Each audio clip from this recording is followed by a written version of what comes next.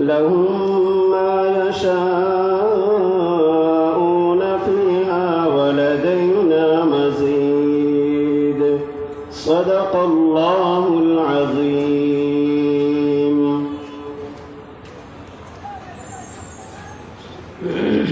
প্যারে হাজরিন, এখন আপনাদের সামনে মহাগ্রন্থ আল কুরআন থেকে তাফসীর পেশ করছেন তারুণ্যের অহংকার, বিপ্লব প্রিয় লক্ষ লক্ষ তরুণের হৃদয় স্পন্দন হযরত মাওলানা মুফতি রেজাউল করিম আবরার সাহেব ঢাকা। হযরতকে মহাগ্রন্থ আল কুরআন থেকে তাফসীর পেশ করার জন্য সবিনয় অনুরোধ করছি। আসসালামু আলাইকুম ওয়া রাহমাতুল্লাহি ওয়া বারাকাতুহু।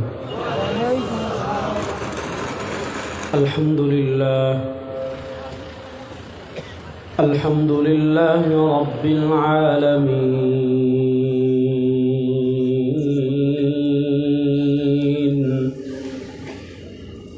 ওয়াল আকিবাতু লিল মুত্তাকিন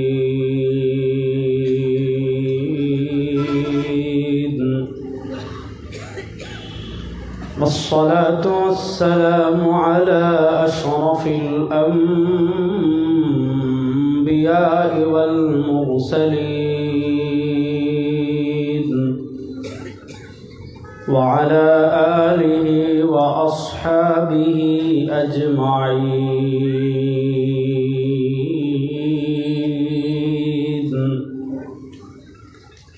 أما بعد فأعوذ بالله من الشيطان الرجيم.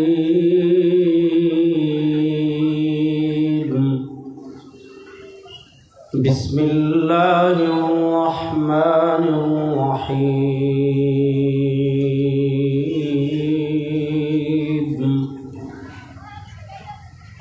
هو الذي أرسل رسوله بالهدى ودين الحق ليظهره على الدين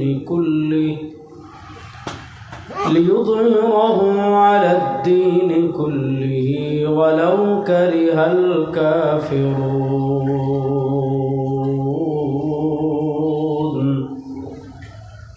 بارك الله لنا ولكم في القرآن العظيم ونفعنا وإياكم بالآيات والذكر الحكيم. وقال رسول الله صلى الله عليه وسلم: تركت فيكم أمرين لن تضلوا ما تمسكتم بهما كتاب الله وسنة رسوله أو كما قال عليه الصلاة والسلام. আল্লাহ রব্বুল ইজ্জত ওয়াল জালালের লাখ কোটি শুকরিয়া আদায় করছি। মুফতি মাহমুদ রাহিমাহুল্লাহ তাফসীরুল কোরআন পরিষদের উদ্যোগে জাওয়া বাজারে 3 দিন ব্যাপী 25তম তাফসীরুল কোরআন মহাসম্মেলনের প্রথম দিন আল্লাহ তাআলা আমাদেরকে দুনিয়ার সকল কাজ থেকে ফারিগ করে আল্লাহ তাআলা আমাদেরকে জান্নাতের বাগানে আসার, বসার, কথা বলার, কথা শোনার তৌফিক দান করেছেন। আমরা সবাই একবার আল্লাহ রব্বুল ইজ্জত ওয়াল জালালের দরবারে অন্তরের অন্তঃস্থল থেকে কালেমাতুশ শুকর আদায় করি, আলহামদুলিল্লাহ। বাইসা বকল কিপটামি না করে সবাই মন প্রাণ উজাড় করে উচ্চ আওয়াজে একবার পড়েন আলহামদুলিল্লাহ। 3 দিন ব্যাপী তাফসীরুল কোরআন মাহফিলের প্রথম দিন, আরও 2 দিন তাফসীর হবে। বাংলাদেশের প্রথিত যশা উলামায়ে কারামগণ তাশরিফ আনবেন, তাফসীর পেশ করবেন। আজকে আমি যে টপিকের উপর কথা বলবো সেটা হলো তাগলিবে দ্বীন। মানুষের জীবনের সব ক্ষেত্রে, সব সেক্টরে দিনকে বিজয় করা, দিনকে প্রাধান্য দেওয়ার গুরুত্ব সম্পর্কে আল্লাহ তাআলা আমাকে যেন ইখলাসের সাথে বিশুদ্ধ কথা বলার তৌফিক দান করেন। আল্লাহ তাআলা আপনাদের সবাইকে যেন আলোচনার শুরু থেকে নিয়ে শেষ পর্যন্ত আল্লাহ সবাইকে পুরো আলোচনা যেন মনোযোগ সহকারে শোনার তৌফিক দান করেন। আমি যে আয়াতে কারিমা তিলাওয়াত করেছি, এই ধাঁচের আয়াত আল্লাহ কোরআনের অসংখ্য জায়গায় বলেছেন। আল্লাহ তাআলা নবী করিম সাল্লাল্লাহু আলাইহি ওয়াসাল্লামকে কেন দুনিয়াতে পাঠিয়েছেন, আল্লাহ তাআলা সরওয়ারে দু আলম সাল্লাল্লাহু আলাইহি ওয়াসাল্লামকে কেন পৃথিবীতে পাঠিয়েছেন, নবী করিম সাল্লাল্লাহু আলাইহি ওয়াসাল্লামকে দুনিয়াতে পাঠানোর অনেকগুলো লক্ষ্য আছে। নবী করিম সাল্লাল্লাহু আলাইহি ওয়াসাল্লামকে দুনিয়াতে পাঠানোর অনেকগুলো উদ্দেশ্য আছে। আল্লাহ তাআলা রাসূল করিম সাল্লাল্লাহু আলাইহি ওয়াসাল্লামকে যে সকল মহান দায়িত্ব দিয়ে, যে সকল মহান লক্ষ্য দিয়ে দুনিয়াতে পাঠিয়েছেন, তার ভিতর একটা গুরুত্বপূর্ণ লক্ষ্য এবং উদ্দেশ্য আল্লাহ তাআলা এই আয়াতে বর্ণনা করেছেন। আমরা খুব সহজ করে প্রথম সহজ এই আয়াতের অনুবাদ পড়ব। আল্লাহ তাআলা বলেন, হুয়াল্লাযী আরসালা রাসূলাহু বিল হুদা। খুব মনোযোগ। হুয়াল্লাযী আরসালা রাসূলাহু বিল হুদা। তিনি আল্লাহ তার রাসূলকে প্রেরণ করেছেন হেদায়েত দিয়ে। হেদায়েত মানে পথের সন্ধান। আমরা মান্তিকের কিতাবে পড়েছি, তাফসিরে বায়দাবিতে পড়েছি, মুফাসসিরিনে কেরামগণ হেদায়েতের দুইটা প্রকার করেছেন। হেদায়েতের একটা প্রকার হলো ইসাল ইলাল মাতলুব, আর হেদায়েতের আরেকটা প্রকার হলো ইরাতুত তরিক, রাস্তা দেখানো, আর আরেকটা হলো গন্তব্য পর্যন্ত পৌঁছানো। শুনেন, দুনিয়াতে সঠিক পথ একটা। সূরাতুল ফাতিহায় আল্লাহ তাআলা আমাদেরকে শিখিয়েছেন ইহদিনাস সিরাতাল মুস্তাকিম। আল্লাহ, আপনি আমাদেরকে সিরাতে মুস্তাকিমের পথ দেখান। তো প্রশ্ন হলো, সিরাতে মুস্তাকিম কোনটা? দুনিয়াতে তো পথ অসংখ্য হবে, মত অসংখ্য হবে, দল অসংখ্য হবে, মত অসংখ্য হবে। সিরাতে মুস্তাকিম কোনটা? নবী করিম সাল্লাল্লাহু আলাইহি ওয়াসাল্লাম সৈয়দুনা আব্দুল্লাহ ইবনে মাসউদ রাদিয়াল্লাহু তাআলা আনহু থেকে ইমাম বুখারী রাহিমাহুল্লাহ সহিহ বুখারীতে এনেছেন। ইমাম ইবনে জারির তাবারি রাহিমাহুল্লাহ তাফসির ইবনে জারির তাবারিতে বর্ণনা এনেছেন। সিরাতে মুস্তাকিমের ব্যাখ্যা করতে গিয়ে সরওয়ারে দু আলম একদিন নকশা একে সাহাবা ইকরামকে সিরাতে মুস্তাকিম বুঝাচ্ছেন। আন্না রাসূলুল্লাহ সাল্লাল্লাহু আলাইহি ওয়াসাল্লাম খাত্তা খাত্তান ওয়া ক্বালা হাযা সিরাতুল মুস্তাকিম। নবী করিম সাল্লাল্লাহু আলাইহি ওয়াসাল্লাম সাহাবায়ে কেরাম রিদওয়ানুল্লাহি আলাইহিম আজমাইনকে একদিন একটা সোজা দাগ দিয়েছেন। সোজা দাগ দিয়ে বলেছেন, আমার উম্মাহ এই সোজা পথ সিরাতুল মুস্তাকিম, জান্নাতের পথ। সুম্মা খাত্তা আন ইয়ামিনিহি খুতুতা ওয়া আন শিমালিহি খুতুতা ওয়া ক্বালা ফাফি রাসি কুল্লি তরিকিন শাইতান ইয়াদউ আন-নাস ইলা নারি জাহান্নাম। এরপর সরওয়ারে দু আলম সাল্লাল্লাহু আলাইহি ওয়াসাল্লাম সোজা পথের ডানে আরো অনেকগুলো পথ দিয়েছেন, সোজা পথের বামে আরো অনেকগুলো পথ দিয়েছেন। সোজা পথের ডানে অসংখ্য পথ এঁকেছেন, সোজা পথের বামে অসংখ্য পথ এঁকেছেন। এরপর সরওয়ারে দু আলম সাল্লাল্লাহু আলাইহি ওয়াসাল্লাম বলেন, আমার উম্মতেরা শোনো, এই সোজা পথের ডানে বামে যত পথ তৈরি হবে, সিরাত মুস্তাকিমের ডানে যত পথ তৈরি হবে, সিরাত মুস্তাকিমের বামে যত পথ তৈরি হবে, এই সোজা পথের বিপরীত যত পথ তৈরি হবে, সরওয়ার দু আলম সাল্লাল্লাহু আলাইহি ওয়াসাল্লাম বলেন, আমার উম্মত শোনো, ফাফি রাসি কুল্লি তরিকিন শাইতান ইয়াদউ আন-নাস ইলা নারি জাহান্নাম। ওই সোজা পথের ডানে যত পথ তৈরি হবে, ওই সোজা পথের বামে যত পথ তৈরি হবে, প্রত্যেকটা পথের মাথায় বসে আছে এক একটা শয়তান। ইয়াদউ আন-নাস ইলা নারি জাহান্নাম। ওই মানুষদেরকে ডেকে ডেকে ডেকে ডেকে জাহান্নামে নিয়ে যাবে। প্রশ্ন হলো, দুনিয়াতে আটরশি বলে তারটা জান্নাতের পথ, মাইজভান্ডারি বলে তারটা জান্নাতের পথ, সালাফিরা বলে তারটা জান্নাতের পথ, আমরা বলি আমাদেরটা জান্নাতের পথ, জামাতে ইসলাম বলে জামাতে ইসলামের পথটা জান্নাতের পথ, হিজবুত তাহরির বলে তারটা জান্নাতের পথ, হিজবুত তাওহীদ বলে তারটা জান্নাতের পথ। ওই শাহজালালের মাজারে, শাহপুরানের মাজারে গাঞ্জা খেয়ে সারা রাত যারা পড়ে থাকে তারাও বলে তাদের মারিফতের পথটা আসল জান্নাতের পথ। এবার প্রশ্ন হলো, দুনিয়াতে কেউ বলবে না আমার পথ জাহান্নামের পথ, দুনিয়াতে কেউ বলবে না আমার পথে শয়তান বসে আছে, সবাই বলবে আমারটা একমাত্র জান্নাতের পথ। বাত ইয়ে হে ইয়ার, সবাই তো বলে তার পথ জান্নাতের পথ। আপনি জান্নাতের পথ চিনবেন কেমনে? আল্লাহ বলেন জান্নাতের পথ চিনার মাধ্যম একটা, ইহদিনাস সিরাতাল মুস্তাকিম।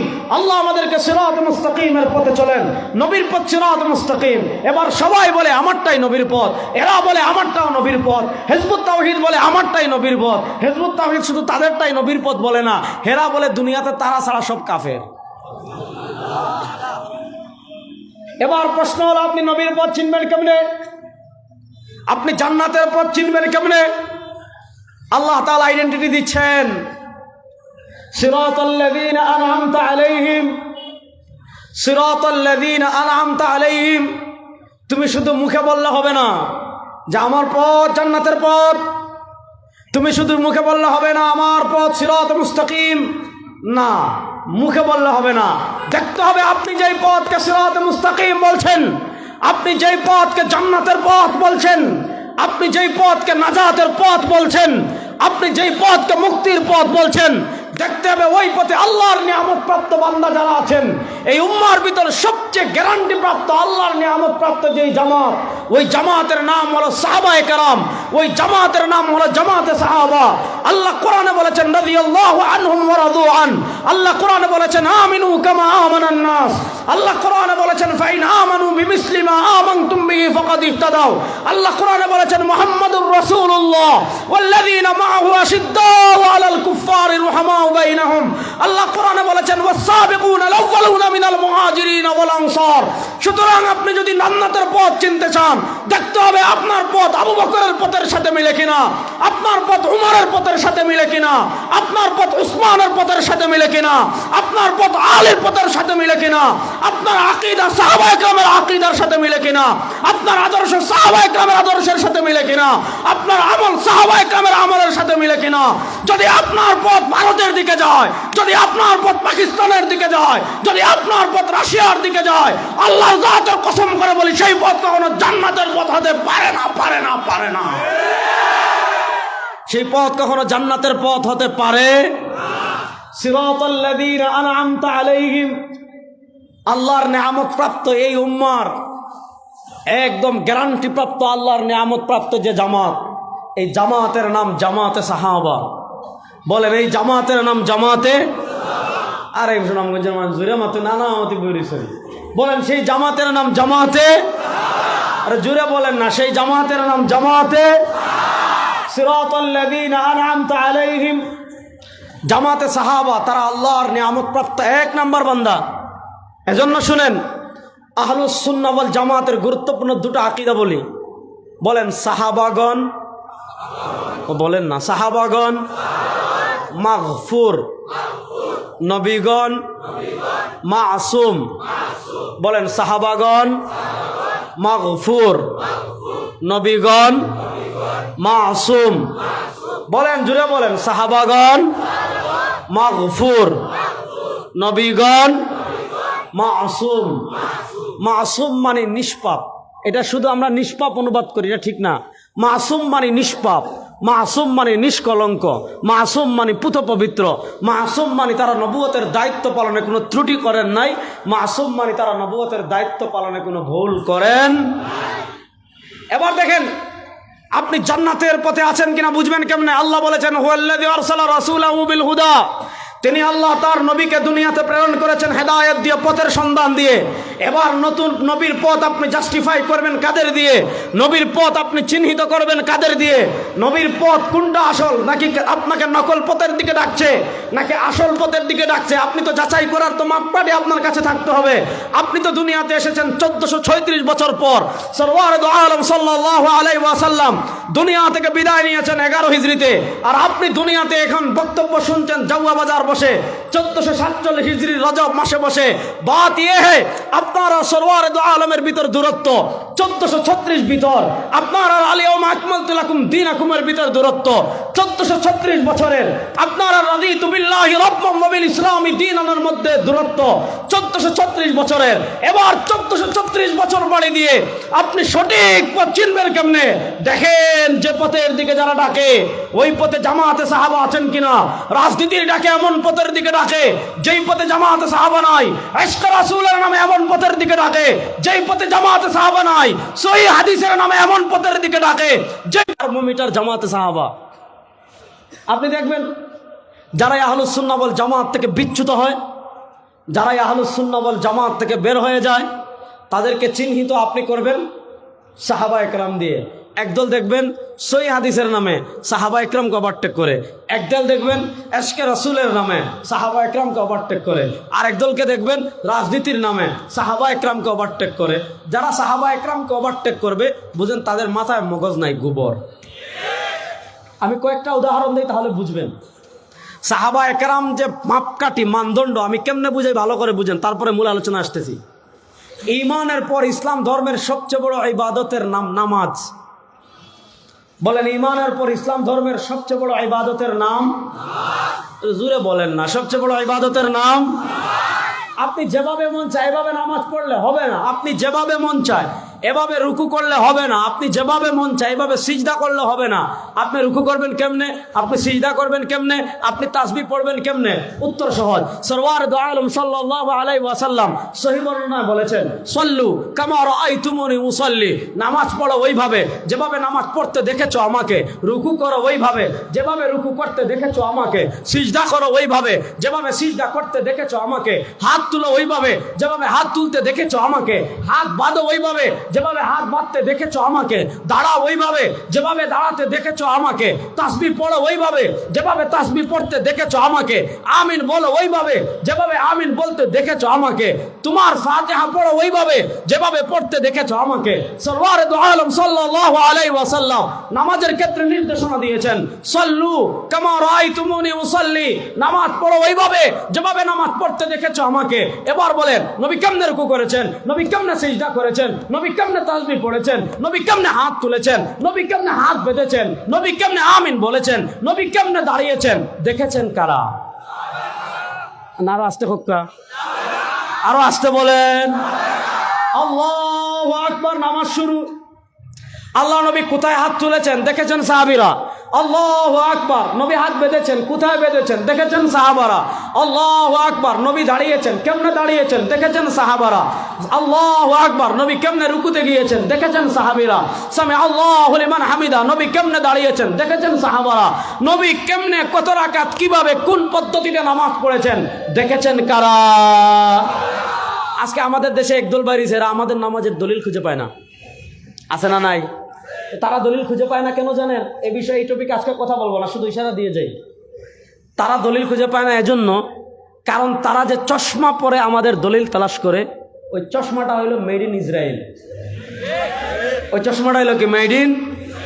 আপনি ইসরায়েলের চশমা পরে আমাদের দলিল পাবেন না। আপনি সৌদি আরবের রিয়ালের চশমা দিয়ে আমাদের দলিল পাবেন না। আপনি রিয়ালের চশমা খুলেন, আপনি ইসরায়েলের চশমা খুলেন, জামাতে সাহাবার চশমা লাগান, আমাদের সব আমলের দলিল খুঁজে পাবেন। আমি দুইটা উদাহরণ দিই, উদাহরণ দিয়ে আপনার বিরক্ত হচ্ছেন না তো? দুইটা উদাহরণ দিই। সাহাবা একরাম থেকে যে আমাদের নিতে হবে এটা আমি বোঝাচ্ছি। জুমার নামাজ আমরা পড়িনি, বলেন না পড়িনি? আচ্ছা, আমরা যারা হানাফি মাযহাবকে ফলো করি, আমরা যারা হানাফি মাযহাবকে অনুসরণ করি, আমরা জুমার নামাজের আগে সুন্নত পড়ি কয় রাকাত? আপনার দাওয়ার মানুষে পড়েন না মনে হয়। আমরা জুমার নামাজের আগে সুন্নত পড়ি কয় রাকাত? জুমার পরে সুন্নত পড়ি কয় রাকাত? কেউ যদি সারা জীবন না পড়ে আমার কিছু যায় আসে না। কেউ যদি সারা জীবন না পড়ে আল্লাহ আমাকে জিজ্ঞেস করবেন না আমাকে কেন পড়লো না। কিন্তু আমরা যে পড়ি অথবা আপনি না পড়লেন কিন্তু আপনি বললেন হাদিস নাই, আপনি বললেন হানাফিরা বাপদাদার মতের অনুসরণ করে পড়ে, আপনি বললেন যে সহি হাদিসে নাই, আপনি বললেন এটা ফালতু, আপনি বললেন এটার ভিত্তি নাই, তখন আপনাকে আমার খণ্ডন করতে হবে। যেমন আমি এখন একটা কথা বলি, আল্লাহ নবী সাল্লাল্লাহু আলাইহি ওয়াসাল্লাম জুমার আগে সুন্নত পড়েছেন কি পড়েন নাই? পড়লে কত রাকাত পড়েছেন? দেখেছেন কারা? বলেন না, দেখেছেন কারা? আরে জুড়ে বলেন না, দেখেছেন কারা? এবার আমি একজন সাহাবীর নাম বলি, দেখেন তো চিনেন কিনা। হযরত আলী, চিনেননি? কত বড় সাহাবী! ইমাম বুখারী রাহিমাহুল্লাহ বুখারী শরীফে হাদিস এনেছেন, নবী করিম সাল্লাল্লাহু আলাইহি ওয়াসাল্লাম আলী রাদিয়াল্লাহু তাআলাকে উদ্দেশ্য করে বলেন, ইয়া আলী আনতা মিন্নি বিমানজিলাতি হারুন মিন মূসা ইল্লা আন্নাহু লা নাবিয়্য বা'দি। ইয়া আলী আনতা মিন্নি বিমানজিলাতি হারুন মিন মূসা ইল্লা আন্নাহু লা নাবিয়্য বা'দি। ও আলী, বনী ইসরাইলের নবী মূসা আলাইহিস সালামকে সহযোগিতা করার জন্য আল্লাহ মূসার প্রধান সহযোগী আল্লাহ মূসা আলাইহিস সালামের ডান হাত বানিয়েছিলেন তার ভাই আলীকে, তার ভাই হারুনকে। ও আলী, বনী ইসরাইলের নবী মূসার কাছে তার ভাই হারুনের যে মাকাম ছিল, বনী ইসরাইলের নবী মূসার প্রধান সহযোগিতার ডান হাত ছিলেন তার ভাই আলী। ও আলী, তার ভাই হারুন। ও আলী, বনী ইসরাইলের নবী মূসার কাছে হারুনের যে মাকাম ছিল, আমার কাছে আমার ভাই আলীর সে মাকাম। পার্থক্য কি? ইল্লা আন্নাহু লা নাবিয়্য বা'দি। পার্থক্য হলো আলী মূসার পরে হারুন নবী হয়েছেন। সরওয়ারে দু আলম সাল্লাল্লাহু আলাইহি ওয়াসাল্লামের পরে পৃথিবীতে নতুন করে নবী হওয়ার আর কোনো সম্ভাবনা, বলেন না, আর কোনো সম্ভাবনা। আমাদের ভারত উপমহাদেশে এক মাইয়া ছিল, এর নাম চেরাগ বিবি। এক মহিলা ছিল, এর নাম কি? এই চেরাগ বিবির পোলা গোলাম আহমদ নবী দাবি করেছে, আপনারা জানেন, এদিকে আমি যাচ্ছি না। তাহলে এবার আপনারা বলেন, যে আলী আল্লাহ নবীর এতটা ঘনিষ্ঠ, যে আলী আল্লাহ নবীর কলিজার টুকরা ফাতেমার স্বামী, যে আলী রাসূলুল্লাহ সাল্লাল্লাহু আলাইহি ওয়াসাল্লামের আপন চাচাতো ভাই, যে আলী ছোট্টবেলায় বাচ্চাদের ভিতর সবার আগে ইসলাম কবুল করেছেন। আচ্ছা, আপনাদেরকে কি মনে হয় হযরত আলী রাদিয়াল্লাহু তাআলা আনহু জীবনে নবী করিম সাল্লাল্লাহু আলাইহি ওয়াসাল্লামের নামাজ দেখেন নাই? হ্যাঁ, যুবকরা কথা বলেন, জীবনে দেখেন নাই? আচ্ছা বলেন, জুমার আগে নবী করিম সাল্লাল্লাহু আলাইহি ওয়াসাল্লাম সুন্নাহ পড়েছেন কি পড়েন নাই? পড়লে কত রাকাত পড়েছেন? হযরত আলী জীবনে দেখেন নাই? বলেন না, হযরত আলী জীবনে দেখেন নাই? দেখছেন না? অনেক বেশি দেখেছেন। যারা হাদিস পান না, আমি তাদেরকে বলবো, শুনেন, পৃথিবীর ইলিম শুধু বাংলা বুখারীতে না, পৃথিবীর ইলিম শুধু ফেসবুকে না, পৃথিবীর ইলিম শুধু ইউটিউবে না, আর পৃথিবীর ইলিম শুধু 2-4টা বাংলা চটি বইয়ে না। আমি একটা কিতাবের নাম বলি, অবশ্যই এগুলো বাংলা নাই। এটার নাম হলো ইমাম আবুল হাসান খিলাই রাহিমাহুল্লাহ লেখা কিতাবুল ফাওয়াইদ। ইমাম আবুল হাসান খিলাই রাহিমাহুল্লাহ কিতাবুল ফাওয়াইদ হাদিস এনেছেন। ইমাম ইবনুল মুলাক্কিন আল বদরুল মুনির হাদিসকে হাসান বলেছেন। ইমাম ইরাকি তারাহুত তসরিবে হাদিসকে হাসান বলেছেন। শেখ মুনাফি ফয়জুল কাদির হাদিসকে হাসান বলেছেন। হযরত আলী বলেন, আমি নিজের চোখে দেখেছি, কানা রাসূলুল্লাহ সাল্লাল্লাহু আলাইহি ওয়াসাল্লাম ইউসাল্লি ক্বাবলা আল জুমআতি আরবাআন ওয়া বা'দাহা আরবাআন ওয়া ইয়াজআলু তাসলিমা ইল্লা ফি আখিরিহিন্না। হযরত আলী বলেন, আমি দেখেছি নবী করিম সাল্লাল্লাহু আলাইহি ওয়াসাল্লাম জুমার আগে সুন্নাত পড়েছেন 4 রাকাত, জুমার পরে সুন্নাত পড়েছেন 4 রাকাত, ওয়া ইয়াজআলু তাসলিমা ইল্লা ফি আখিরিহিন্না। আল্লাহ নবী সাল্লাল্লাহু আলাইহি ওয়াসাল্লাম যে 4 রাকাত সুন্নাত পড়েছেন, তিনি এক সালামে পড়েছেন। এই হাদিস হলো হাসান। হযরত আলী বলেন, আমি দেখেছি নবী জুমার আগে সুন্নাত পড়েছেন 4 রাকাত, নবী জুমার পরে সুন্নাত পড়েছেন 4 রাকাত। এবার আলী বলেন, আমি দেখেছি। এবার শেখ আব্দুর রাজ্জাক বিন ইউসুফ যদি বলে না নবী পড়েন নাই, মুজাফফর বিন মুহসিন যদি বলে না নবী পড়েন নাই, শেখ নাসিরউদ্দিন আলবানী যদি বলেন নবী পড়েন নাই, ডক্টর জাকির নায়েক হাফিজাহুল্লাহ যদি বলেন নবী পড়েন নাই, এখন আপনি যদি মনে করেন আলী রাদিয়াল্লাহু তাআলা থেকে আব্দুর রাজ্জাক বিন ইউসুফ হাদিস বেশি বুঝেছেন, আলী রাদিয়াল্লাহু তাআলা থেকে মুজাফফর বিন মুহসিন হাদিস বেশি বুঝেছে, আলী রাদিয়াল্লাহু তাআলা থেকে আকরামুজ্জামান বিন আব্দুল সালাম হাদিস বেশি বুঝেছে, ভাই তোর সাথে আমি তর্ক করব না, আমার থেকে 3000 টাকা নিয়ে সোজা পাবনায় গিয়ে মাথার চিকিৎসা করেন। তাহলে বলেন, নবী করিম সাল্লাল্লাহু আলাইহি ওয়াসাল্লামের আমল জানতে হলে মাধ্যম কারা? আরে বলে না, নবী করিম সাল্লাল্লাহু আলাইহি আমল জানতে হলে মাধ্যম কারা? আরেকটা উদাহরণ দিয়ে আমি সামনে আগাই। আমরা বিতরের নামাজ পড়ি কয় রাকাত? 1 রাকাত। মাই খাবেন কিন্তু। বলেন, আমরা বিতরের নামাজ পড়ি কয় রাকাত? 3 রাকাত। আমাদের দেশে অনেক ভাই আছে পড়ে কয় রাকাত? 1 রাকাত। সে যদি নাও পড়ে তাও আমার কিছু যায় আসে না। সে যদি সারা রাত 100 রাকাত পড়ে তাও আমার কিছু যায় আসে না। উত্তর খুব সহজ।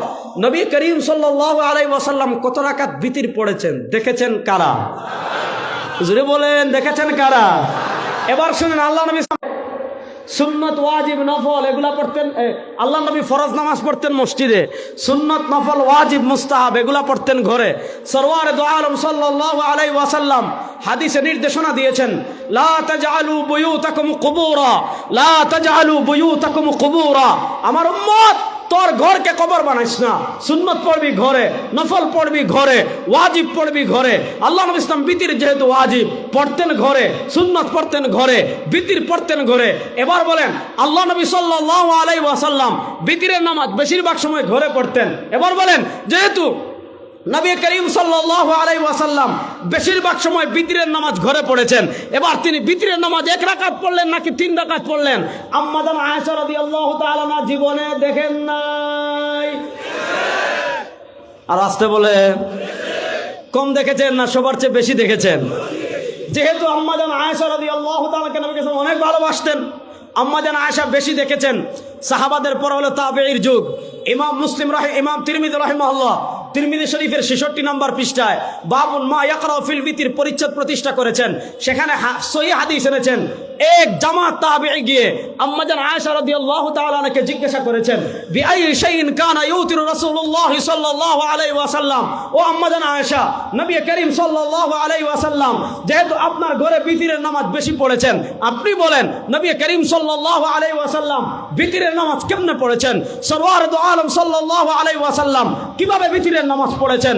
আম্মা জান আয়েশা রাদিয়াল্লাহু তাআলা জবাব দিচ্ছেন, কানা রাসূলুল্লাহ সাল্লাল্লাহু আলাইহি ওয়াসাল্লাম ইয়াকরাউ ফি রাকাতিল উলা মিনাল বিতর বিসাব্বিহ ইসমা রাব্বিকাল আ'লা ওয়া ফি রাকাতিস সানিয়াতি বিকুল ইয়া আইয়ুহাল কাফিরুন ওয়া ফি রাকাতিস সালিসাতি বিকুল হুয়াল্লাহু আহাদ ওয়াল মুআউযযাতাইন।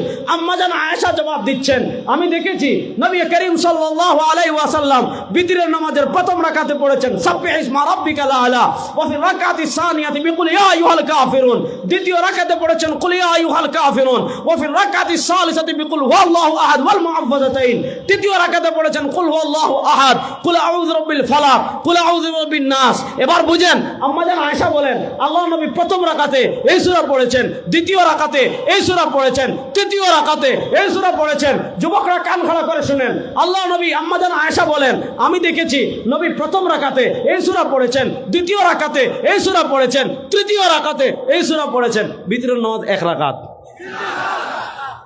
আবার বুঝক্কা, আম্মা জান আয়েশা ভাঙ্গে ভাঙ্গে কইরা প্রথম রাকাতে নবী ও সূরা পড়ছেন, দ্বিতীয় রাকাতে ও সূরা পড়ছেন, তৃতীয় রাকাতে ও সূরা পড়ছেন, বিতরের নামাজ 1 রাকাত। আর কিলা বুঝাইলে বুঝবা খুব কাছে? তাইলে বলেন, নবী করিম সাল্লাল্লাহু আলাইহি ওয়াসাল্লামের আমল জানতে হলে মাধ্যম কারা? আমাদের দেশে যত নামাজ কেন্দ্রিক যত বিতর্ক, সব বিতর্ক বুঝতে হলে আগে আপনার মানদণ্ড দাঁড় করাতে হবে। আমরা বলি, আরে নবীর বিশুদ্ধ জামাত জানতে হলে আগে জামাতে সাহাবাকে মানতে হবে। তুমি নবীর নামাজ বিশুদ্ধ জানতে হলে জামাতে সাহাবাকে মানতে হবে। নবীর বিশুদ্ধ রাজনীতি জানতে হলে জামাতে সাহাবাকে মানতে হবে। নবীর রাষ্ট্র পরিচালনা জানতে হলে জামাতে সাহাবাকে মানতে হবে। নবীর অর্থনীতি মানতে হলে জামাতে সাহাবাকে মানতে হবে। নবীকে আদর্শ মানতে হলে জামাতে সাহাবাকে মানতে হবে। যারা নবীকে মানতে যায় জামাতে সাহাবাকে বাদ দিয়ে, তাদের কেবল ইবলিস শয়তান, আল্লাহর জমিনে আর কেউ নয়, আর কেউ না। কথা ভালো করে বুঝবেন। নবী করিম সাল্লাল্লাহু আলাইহি ওয়াসাল্লামের আমল জানতে হলে মাধ্যম কারা? জোরে বলেন না, মাধ্যম কারা? হুয়াল্লাযী আরসালা রাসূলাহু বিল হুদা, তিনি আল্লাহ তার রাসূলকে দুনিয়াতে প্রেরণ করেছেন হেদায়েত দিয়ে। হুয়াল্লাযী আরসালা রাসূলাহু বিল হুদা, তিনি আল্লাহ তার রাসূলকে দুনিয়াতে প্রেরণ করেছেন হেদায়েত দিয়ে। তাহলে বোঝা গেল দুনিয়াতে পথ হবে অনেক, দুনিয়াতে মত হবে অনেক। নবী করিম সাল্লাল্লাহু আলাইহি ওয়াসাল্লাম নিজেই বলেছেন, ডানে বামে স্মার্ট ইসলাম তৈরি হবে, মডারেট ইসলাম তৈরি হবে, আধুনিক ইসলাম তৈরি হবে, ডিজিটাল ইসলাম তৈরি হবে, কত পথ মত ইসলামে তৈরি হবে।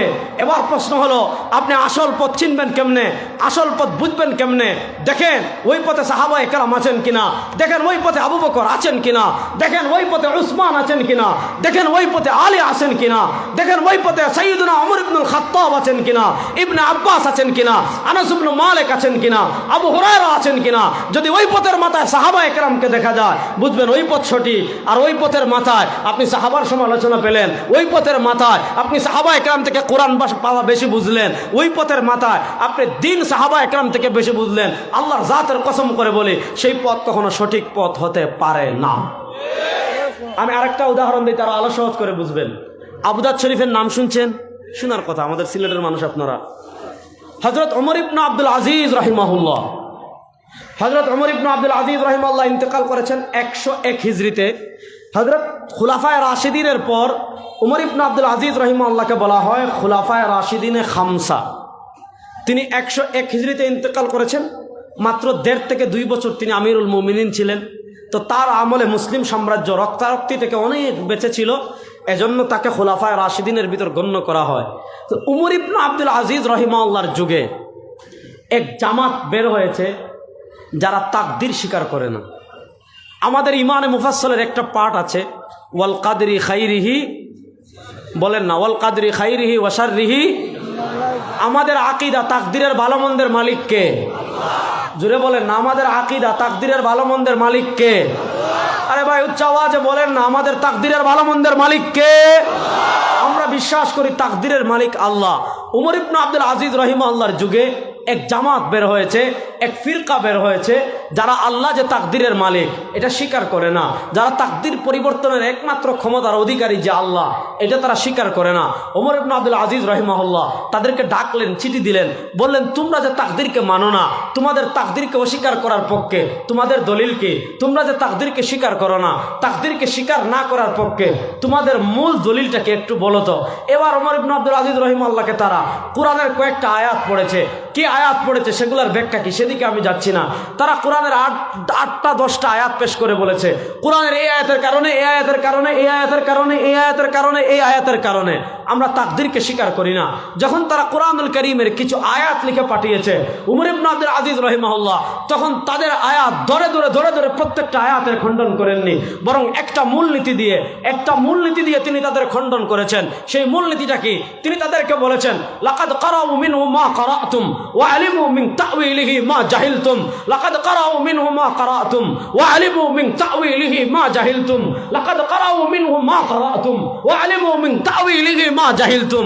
আরে আহম্মকের দল, তোমরা যে আয়াত পড়ে তাকদীরকে অস্বীকার করতে চাচ্ছ, এই আয়াত তো আবু বকর পড়েছেন, এই আয়াত তো ওমর পড়েছেন, এই আয়াত তো উসমান পড়েছেন, এই আয়াত তো আলী পড়েছেন, এই আয়াত তো উসমান ইবনে মাসউদ পড়েছেন, এই আয়াত তো ইবনে আব্বাস পড়েছেন। আরে শুনো, এই আয়াতগুলোতে যদি তাকদীর অস্বীকার করার কথা থাকতো তাহলে এই আয়াতগুলো পড়ে তাকদীর সবার আগে অস্বীকার করতেন সাহাবায়ে কেরাম। এই আয়াতগুলো পড়ার পরও সাহাবায়ে কেরাম যেহেতু তাকদীরকে অস্বীকার করেন নাই, এই আয়াত পড়ার পরও আছে কিনা এটার ক্ষেত্র উমর ইবনে আব্দুল আজিজ রাহিমাহুল্লাহ মানদণ্ড বানিয়েছেন হযরত সাহাবায়ে কেরাম রিদওয়ানুল্লাহি আলাইহিম আজমাইনকে। সুতরাং শুনেন, আমার নবী যেই পথ দেখিয়ে গিয়েছেন, আমার সাহাবায়ে কেরামের মাধ্যমে আমরা যেই পথের সন্ধান পেয়েছি, ওই পথ হলো জান্নাতের পথ, ওই পথ হলো সোজা পথ। এবার রাজনীতির নামে আপনার নেতা যদি আপনাকে এমন পথ দেখায় যেই পথ মদিনার দিকে যায় না, যেই পথ গারে হেরার দিকে যায় না, যেই পথ আলিয়াউমা আকমালতু লাকুম দ্বীনের দিকে যায় না, যেই পথ রাদিতু বিল্লাহি রাব্বানের দিকে যায় না, আপনার নেতা যদি রাজনীতির নামে আপনাকে এমন পথ দেখায় যেই পথ ভারতের দিকে যায়, আপনার নেতা যদি রাজনীতির নামে আপনাকে এমন পথ দেখায় যেই পথ আমেরিকার দিকে যায়, আপনার নেতা যদি রাজনীতির নামে আপনাকে এমন পথ দেখায় যেই পথ আপনাকে রাশিয়ার দিকে যায়, না, কোন মুসলমান ভারতের পথের অনুসন্ধান করতে পারে না, আমেরিকার পথের অনুসন্ধান করতে পারে না, রাশিয়ার পথের অনুসরণ করতে পারে না। মুসলমান সরওয়ারে দো আলমের আদর্শের বাইরে এক চুলও যেতে পারে না। শুনেন, আমাদেরকে সব ক্ষেত্রে অনুসরণ করতে হবে সরওয়ারে দো আলম সাল্লাল্লাহু আলাইহি ওয়াসাল্লামের। হুয়াল্লাযী আরসালা রাসূলাহু বিল হুদা, আল্লাহ তাআলা আমার নবীকে পাঠিয়েছেন হেদায়েত দিয়ে, পথের সন্ধান দিয়ে। আমার নবী পথের সন্ধান দিয়েছেন সব ক্ষেত্রে। কেমনে হাঁটবো আমার নবী সন্ধান দিয়েছেন, কেমনে খাবো আমার নবী সন্ধান দিয়েছেন, কেমনে ইস্তেঞ্জা করব আমার নবী সন্ধান দিয়েছেন, কেমনে ঘুমাবো আমার নবী শিখিয়েছেন, কেমনে রাষ্ট্র পরিচালনা করব আমার নবী শিখিয়েছেন, কেমনে সমাজ চালাবো আমার নবী শিখিয়েছেন, কেমনে সংসদ চালাবো আমার নবী শিখিয়েছেন, কেমনে বিচার করব আমার নবী শিখিয়েছেন। হুয়াল্লাযী আরসালা রাসূলাহু বিল হুদা, আমার নবী ঘর থেকে নিয়ে রাষ্ট্র পরিচালনা পর্যন্ত, আমার নবী ঘর থেকে নিয়ে সংসদ পরিচালনা করা পর্যন্ত, আমার নবী ঘর থেকে নিয়ে বিচার ব্যবস্থা করা পর্যন্ত সব আমাদের নবী আমাদেরকে শিখিয়ে গিয়েছেন। আমেরিকা থেকে শিখতে হবে না, ভারতের থেকে শিখতে হবে না, রাশিয়ার থেকে শিখতে হবে না, আমার নবীর আদর্শের বাইরে আমরা এক চুল যেতে চাই না। এবার একটা জিনিস ভালো করে বুঝেন, এই পয়েন্টটা বুঝলে আমার পরের কথাটা বোঝা সহজ হবে। আজকে দেখবেন, মনোযোগ মুসলমান, আজকে দেখবেন আমাদের কাছে আমেরিকা, আমাদের কাছে মোদি, আমাদের কাছে নেতানিয়াহু, আমাদের কাছে জাতিসংঘ মানবতার সবক নিয়ে আসে। হ্যাঁ, শুনেন, আফগানিস্তানে হাজার হাজার মুসলমানকে খুন করা হয়, ফিলিপাইনে মুসলমানদেরকে খুন করা হয়, মায়ানমারে মুসলমানদেরকে খুন করা হয়, ফিলিস্তিনে আমার মুসলমানদের রক্ত বইয়ে দেওয়া হয়, কাশ্মীরে আমার মুসলমানদেরকে খুন করা হয়, গুজরাটে আমার মুসলমানদেরকে খুন করা হয়, দিল্লিতে আমার মুসলমানদেরকে খুন করা হয়, বসনিয়া চেচনিয়া হার্জেগোভিনায় আমার মুসলমানদেরকে খুন করা হয়, উইগুরে আমার মুসলমানদেরকে খুন করা হয়, ইয়ামানে আমার মুসলমানদেরকে হত্যা করা হয়, ইরাকে আমার মুসলমানদেরকে হত্যা করা হয়। যখন লক্ষ লক্ষ মুসলমানকে খুন করা হয়, যখন লক্ষ লক্ষ মুসলমান শিশুকে হত্যা করা হয়, যখন লক্ষ লক্ষ মুসলমান নারীকে হত্যা করা হয়, তখন কিন্তু তাদেরকে মানবতার কোনো সবক দিতে শুনবেন না। আচ্ছা, আপনারা বলেন, আমাদের দেশ থেকে যে আমরা লেডি ফেরাউন্ডে ভাগাইলাম, আমাদের দেশ থেকে আমরা লেডি ফেরাউন্ডে ভাগাই নাই? ভাগাইছি। এই ফেরাউনদের রাজনীতি বাংলাদেশে আর চলবে না ইনশাআল্লাহ। ওই ভারতের 5টা গোলামদের এই দেশে আর রাজনীতি করতে দেওয়া হবে না ইনশাআল্লাহ। বাংলাদেশে বসে এই দেশকে যারা ভারতের অঙ্গরাজ্য বানানোর ষড়যন্ত্র করবে, বাংলাদেশের শিক্ষা সিলেবাস থেকে ইসলামকে বাদ দিয়ে যারা হিন্দুত্ববাদী শিক্ষা সিলেবাস চালুর ষড়যন্ত্র করবে, এই দেশকে বিনা ভোটে ক্ষমতায় বসে যারা নরেন্দ্র মোদীর কাছে এই দেশ বিক্রি করার ষড়যন্ত্র করবে, আল্লাহর জাতের কসম করে বলি, 14 কোটি মুসলমান প্রস্তুত আছে ওই ভারতের দালালদের হাত ভেঙে দেওয়ার জন্য। প্রস্তুত আছেন তো সবাই ইনশাআল্লাহ?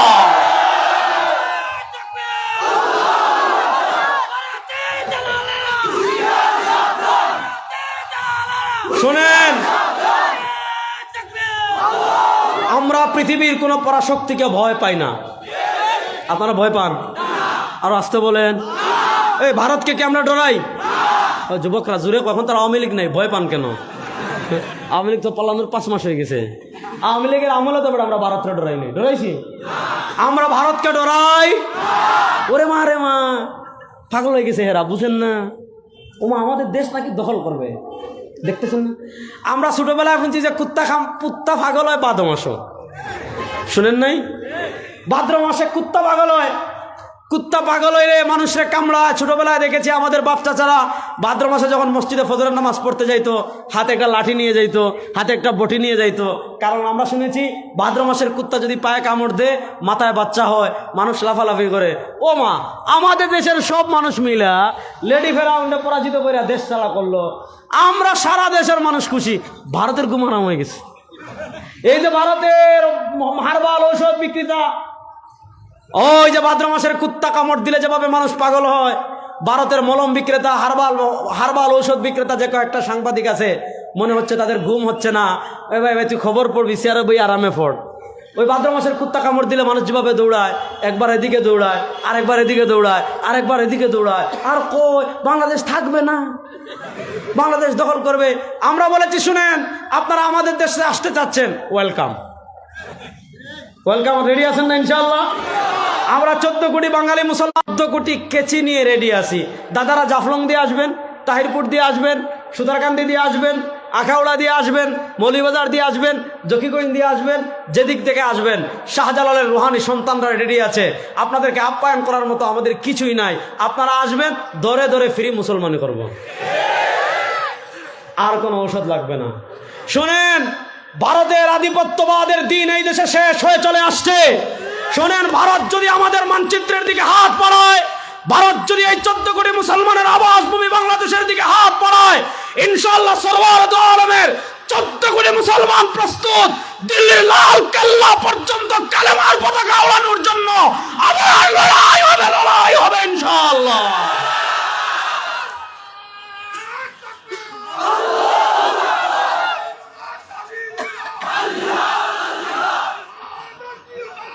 এই ভারতের সাথে খেলার জন্য প্রস্তুত আছেন তো ইনশাআল্লাহ?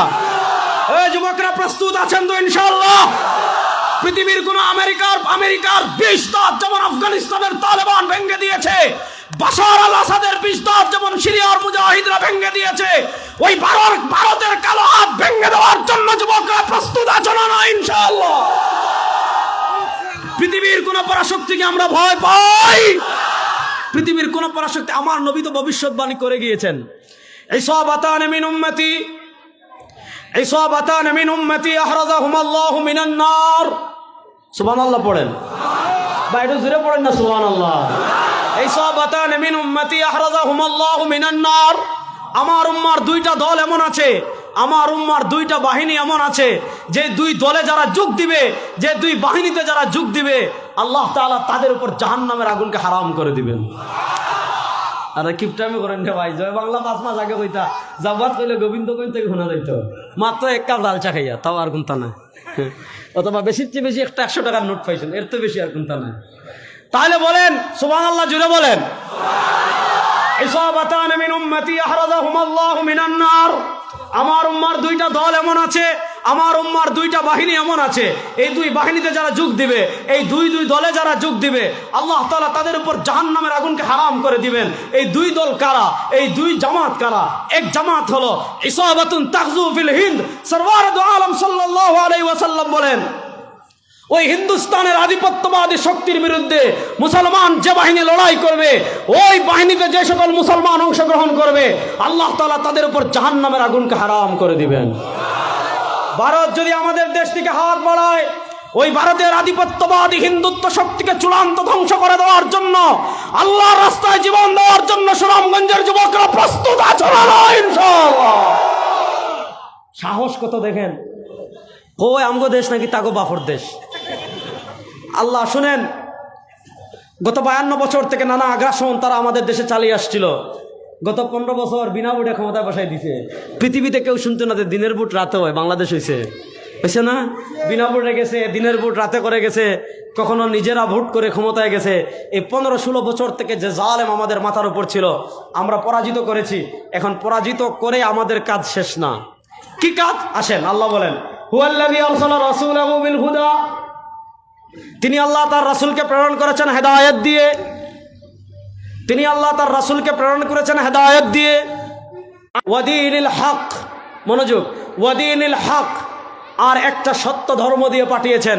উচ্চ আওয়াজে বলেন যুবকরা, সেই সত্য ধর্মের নাম, আর আসতে বলেন, সেই সত্য ধর্মের নাম। শুনেন, ইসলাম আসার পর পৃথিবীতে ধর্ম আছে অনেক, আছে না? হিন্দু ধর্ম আছে, বৌদ্ধ ধর্ম আছে, ইহুদি ধর্ম আছে, খ্রিস্ট ধর্ম আছে। পৃথিবীতে ধর্ম অনেক আছে।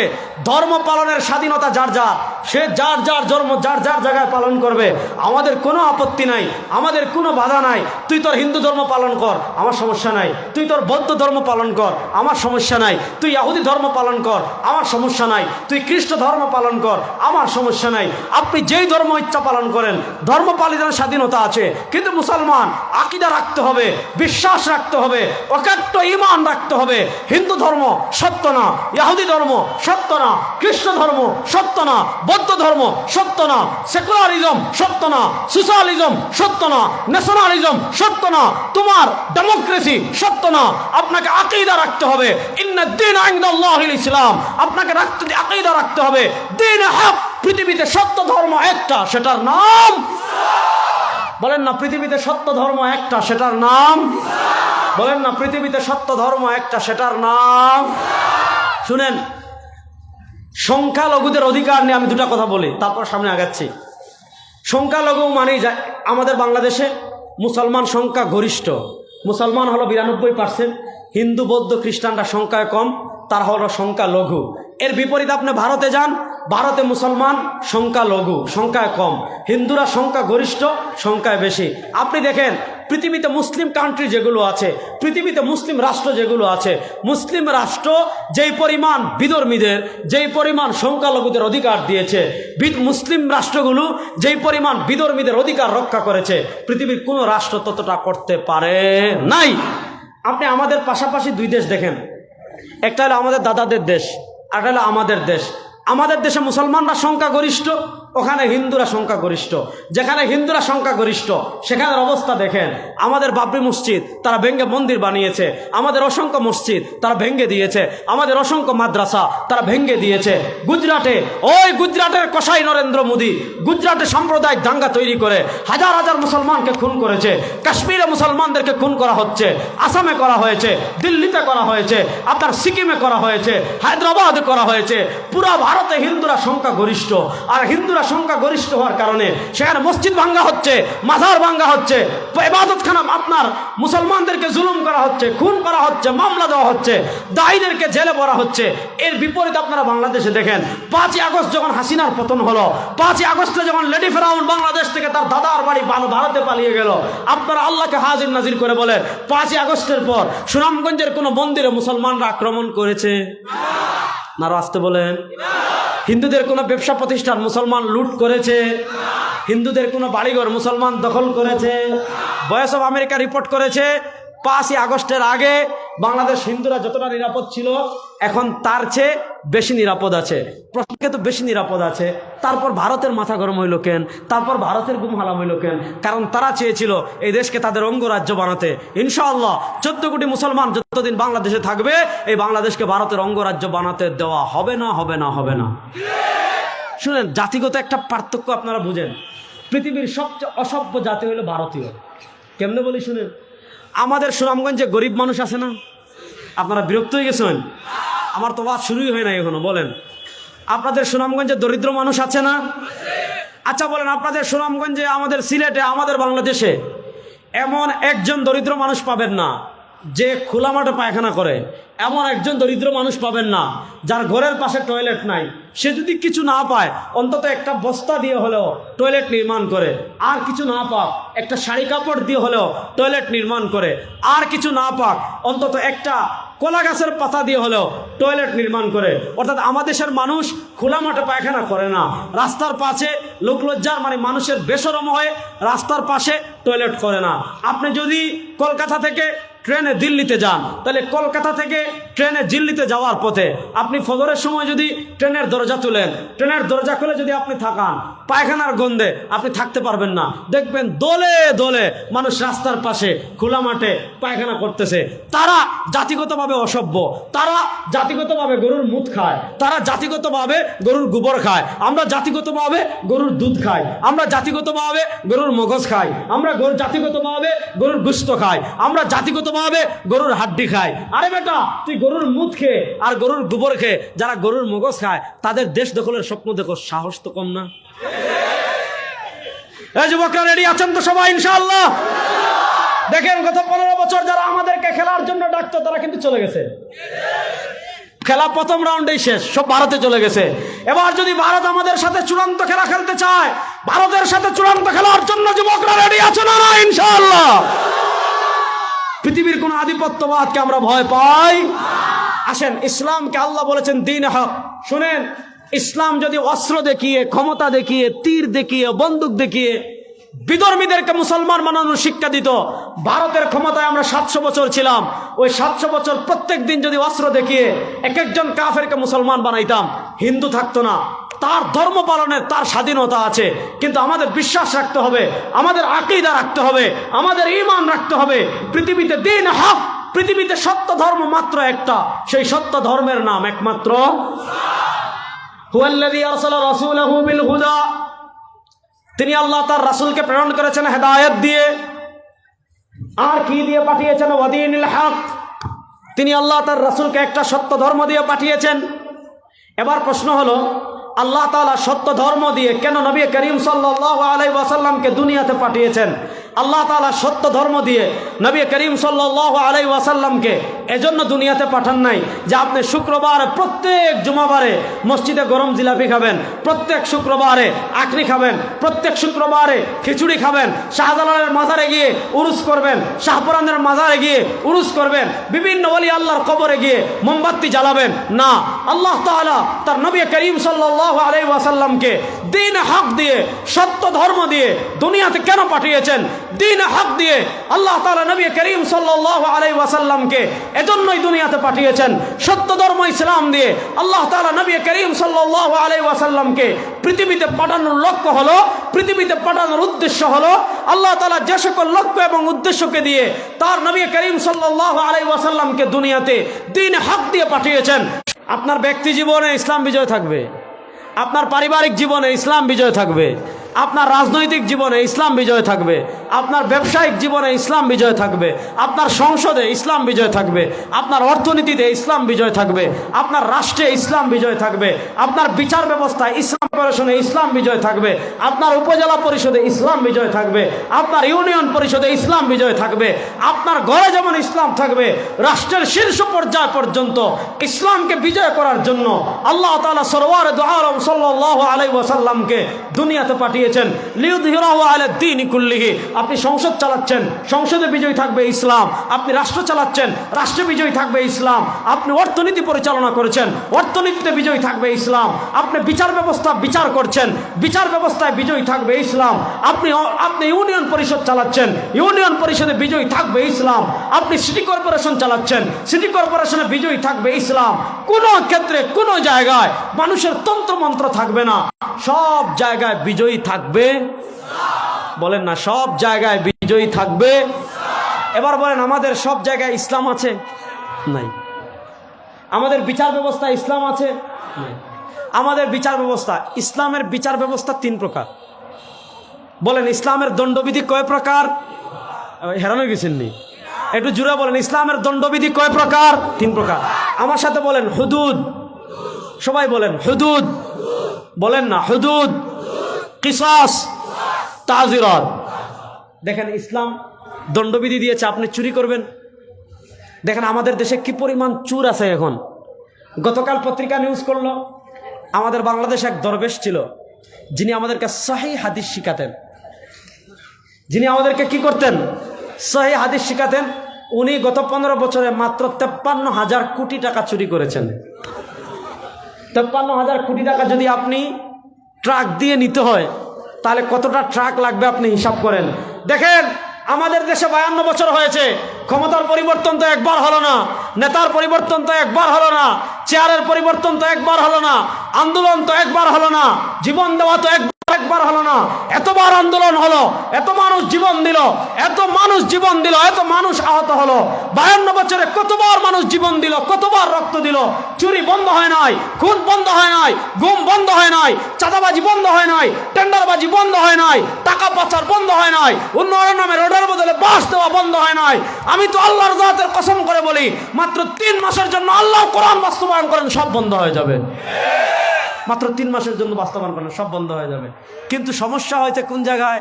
আমাদেরকে তারা শিখিয়েছে আল্লাহর কোরআন আসছে শুধু তাবিজ দেওয়ার জন্য। আমাদেরকে তারা শিখিয়েছে ইসলাম এসেছে শুধু ঝাড়ফুঁক করার জন্য। কোরআন এসেছে, কোরআন দিয়ে তাবিজ দেওয়াও জায়েজ, কোরআন দিয়ে ঝাড়ফুঁক করাও জায়েজ। কিন্তু কোরআন আসার একমাত্র কারণ শুধু তাবিজ দেওয়া না, কোরআন দেওয়ার শুধু একমাত্র কারণ শুধু ঝাড়ফুঁক করা না। কোরআন এসেছে ঘর থেকে নিয়ে সংসদ পর্যন্ত, কোরআনের মাধ্যমে চলার জন্যই কোরআন এসেছে। গণতন্ত্র, সেকুলারিজম, ধর্মনিরপেক্ষতা, ডেমোক্রেসি, এগুলো দিয়ে চলার জন্য কোরআন আসে নাই। এবার বলেন, শেষ কথা ভালো করে মনোযোগ দিয়ে শুনেন। আমাদের দেশের ঘর থেকে নিয়ে সংসদ পর্যন্ত, আমাদের দেশের ঘর থেকে নিয়ে সংসদ পর্যন্ত আল্লাহর কোরআনের বিধান অনুযায়ী চলো, এটা আমরা চাই কি চাই না? কারা কারা চান দেখে একটু হাত তুলি তো। আমাদের ঘর থেকে নিয়ে সংসদ পর্যন্ত আল্লাহর কোরআন বাস্তবায়ন হোক, আপনারা চান কি চান না? যুবকদেরকে বলি, 2024-এর জুলাই আগস্টে আমাদের অভ্যুত্থান অর্ধেক হয়েছে। এই অর্ধেক অভ্যুত্থান দিয়ে আমরা ভারতকে পরাজিত করেছি। সামনে ইনশাআল্লাহ প্রস্তুতি নেন, চূড়ান্ত বিপ্লবের সময় আসছে, চূড়ান্ত গণঅভ্যুত্থানের সময় আসছে। ইনশাআল্লাহ সামনে চূড়ান্ত বিপ্লব হবে। সেই চূড়ান্ত বিপ্লব দিয়ে বাংলাদেশের ঘর থেকে নিয়ে সংসদ পর্যন্ত আল্লাহর কোরআন বাস্তবায়ন করা হবে ইনশাআল্লাহ। বাংলাদেশের সব ইসলামী রাজনীতিবিদ, আলহামদুলিল্লাহ আপনাদেরকে একটা সুখবর দিয়ে যাই, বাংলাদেশের সব ঘরানার ইসলামী দল, সব ইসলামী রাজনীতিবিদ ঐক্যবদ্ধ হয়ে যদি আপনাদেরকে ডাক দেন, 52 বছরে সোনার বাংলাদেশ দেখেছেন, ডিজিটাল বাংলাদেশ দেখেছেন, রূপার বাংলাদেশ দেখেছেন, স্মার্ট বাংলাদেশ দেখেছেন, আধুনিক বাংলাদেশ দেখেছেন, কত বাংলাদেশ না, কত বাংলাদেশ তো দেখলেন চাঁদাবাজি তো বন্ধ হলো না, কত কত কত বাংলাদেশ দেখলেন ধর্ষণ বন্ধ হলো না, কত বাংলাদেশ দেখলেন টেন্ডারবাজি বন্ধ হলো না, কত বাংলাদেশ দেখলেন দুর্নীতি বন্ধ হলো না, কত বাংলাদেশ দেখলেন টাকার বাংলাদেশ বন্ধ হলো না। এবার সব ইসলামী নেতৃবৃন্দ ঐক্যবদ্ধ হয়ে যদি আপনাদেরকে ডাক দেন যে সব বাংলাদেশের খেলা শেষ, এবার ইসলামের বাংলাদেশ গড়ব, এবার কোরআনের বাংলাদেশ গড়ব, এবার সরওয়ার দু আলমের আদর্শের বাংলাদেশ গড়ব, সুনামগঞ্জের মুসলমান বাংলাদেশ, আল কোরআনের বাংলাদেশ, কোরআনের বাংলাদেশ, ইসলামের বাংলাদেশ গড়ার জন্য সবাই প্রস্তুত আছেন তো ইনশাআল্লাহ? আল্লাহ তাআলা কোরআনের বাংলাদেশ গড়ার মেহনত করার তৌফিক আমাদের সবাইকে দান করেন। দেখেন আমার নবী পূর্ণাঙ্গ জিন নিয়ে এসেছেন। আপনার অন্তরে কি কখনো এই কথা একবার জাগ্রত হয় না? আপনার মনে কি কখনো এই কথার একবার আসে না যে ডিজিটাল বাংলাদেশ তো দেখলাম, ডিজিটাল বাংলাদেশের নামে সালমান এফ রহমান 53,000 কোটি টাকা চুরি করে নিয়ে গেল, ডিজিটাল বাংলাদেশের নামে আলম পুরা ইসলামী ব্যাংক লুটতরাজ করে নিল, ডিজিটাল বাংলাদেশের নামে এক পরিবার 15 বছর বাংলাদেশের সব কিছু বিদেশে নিয়ে গেল। শুনেন, ইসলাম যদি বাংলাদেশের রাষ্ট্র ক্ষমতায় আসে, টাকা চুরি করলেই শেষ। আপনি দেখেন আমাদের দেশেরা কোরআনকে ভয় পায় কেন জানেন? এরা তো সব সুর, এরা সব কি? ইসলাম দেখেন চোরের শাস্তি বলে নাই যে ঘুষি মারো, ভাই ঘুষি মারছেন কালকে শেষ। ইসলাম বলে নাই চোরের শাস্তি লাত্তি মারো, লাত্তি মারছেন শেষ। ইসলাম বলে নাই জেলে রাখো, জেল থেকে বেরোলে মানুষ ভুলে যায়। ইসলাম চোরের শাস্তি কি দিয়েছে? রাষ্ট্রের চাল টাকা চুরি করবা, গম চুরি করবা, টাকা চুরি করবা, অস্ত্র চুরি করবা, মানুষের ব্যাংক থেকে টাকা চুরি করবা, ইসলাম বলে ফাক্ত ওয়াইদাহুমা, কোনো কথা নাই, কবজি পর্যন্ত হাত কেটে ফেলে দেন। এখন জুব্বা পরে পিরাকি করবেন, মানুষ যদি দেখে হাত কাটা বুঝবে এটা চোর।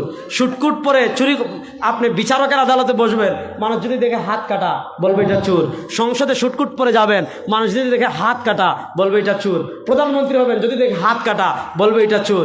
এজন্য ইসলামের বিচার ব্যবস্থা ছাড়া, আল্লাহর কোরআনের আইন বাস্তবায়ন করা ছাড়া মানুষের তন্ত্র মন্ত্র দিয়ে দুর্নীতি বন্ধ করা যাবে না।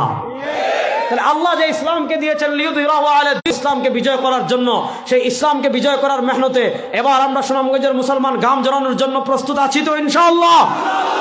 যুবকরা কোরআন বিজয়ের এই মিছিলে শরীক হওয়ার জন্য প্রস্তুত আছে তো ইনশাআল্লাহ? আল্লাহ তাআলা দিন বিজয়ের এই মহান মেহনত আমাদেরকে সবাইকে শরীক হওয়ার তৌফিক দান করুক। সরওয়ারে দু আলম যে মহান উদ্দেশ্য নিয়ে এসেছেন, আল্লাহ তাআলা সেই মিশনে একজন ক্ষুদ্র নগণ্য সদস্য হওয়ার তৌফিক আমাদের সবাইকে দান করুন, আমিন। ইন আসাবতু ফামিনাল্লাহি ওয়া ইন আখতাতু ফামিন্নি ওয়া মিনাশ শাইতান। সুবহানাকাল্লাহুম্মা ওয়া বিহামদিকা আশহাদু আল্লা ইলাহা ইল্লা আনতা